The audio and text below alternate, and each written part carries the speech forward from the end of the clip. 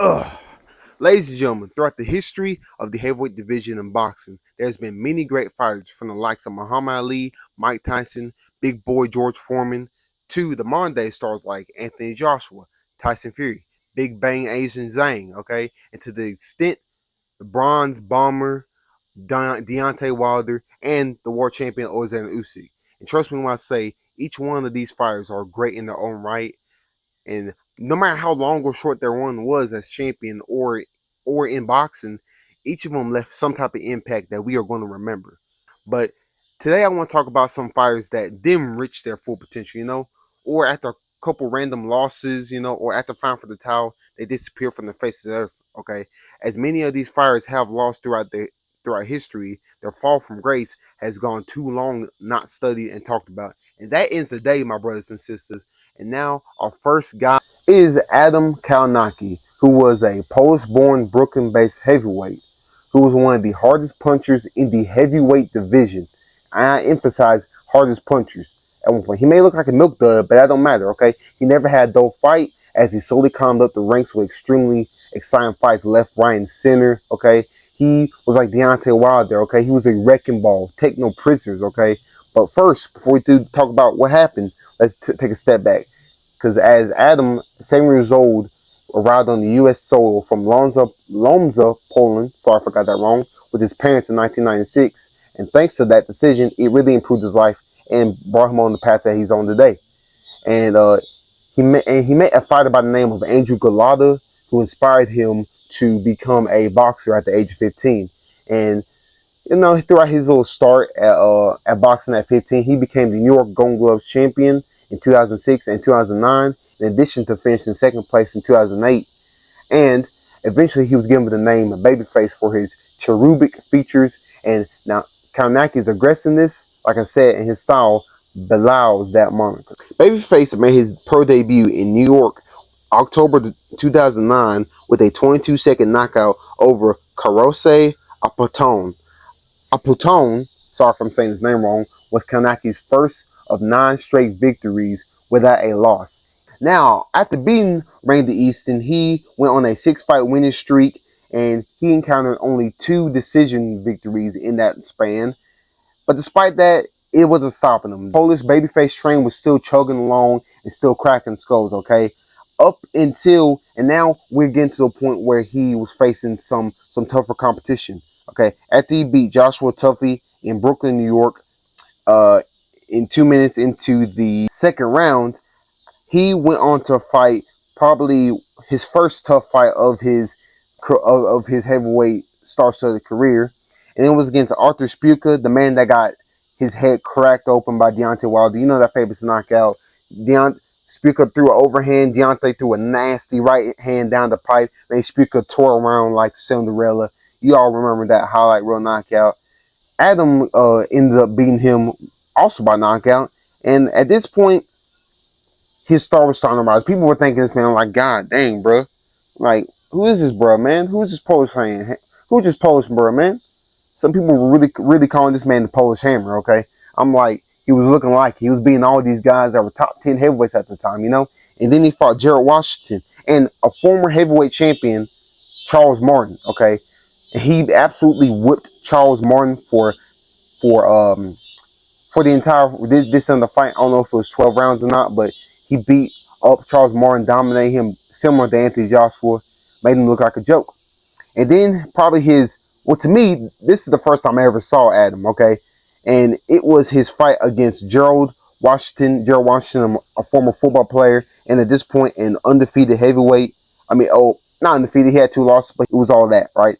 And he dominated Gerald. He made Gerald look like a bee, man. He made Gerald, I'm talking about, me and my dad were sitting with our jaws on the floor, bro. I was like, who is this dude, man? It was a fat, pudgy little white dude coming in here trying to beat up. He whipped him, bro.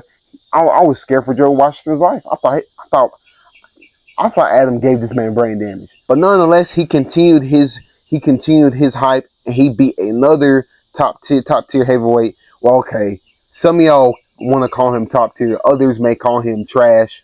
Regardless, he was a heavyweight, a decent heavyweight at the time. Chris Arreola. Think what you want by him. Adam whipped the crap out of Chris Arreola. And at this point, after that win against Chris Arreola, Adam Kownacki was sitting pretty, okay? 20-0, 15 knockouts. No one has been able to stop him. He had been 3 straight top contenders, man, and a former champion in Charles Martin, okay? The man that fought, I think the current champion, one of the current champions at that time, Anthony Joshua, Charles Martin, okay? So in that, I mean, at this point, when I was thinking this man I was expecting like a fight between him and Wilder, him and Joshua, him and some of the other guys that were champion at the time, him and Luis. I mean, I was really kind of expecting that, and then all of a sudden, like a year later, I look on BoxRec and I see that he had gotten knocked out in about, I think, the first round by Chris. No, by Robert Helenius. Yes, the man that got knocked out by Deontay Wilder in 4 seconds into the first round. That guy right there knocked out Adam Kownacki, the undefeated 20-0 superstar on the rise. Okay, he knocked him out inside the first round. At this point, I was like, "What? Are you serious? This is the guy. This is the guy that beat him." Okay, and no discredit to Robert Helenius. Robert Helenius, if you somehow stumble across this video, bro, no disrespect to you, okay, man. Any fighter, okay, that steps in the ring, you are a warrior, okay.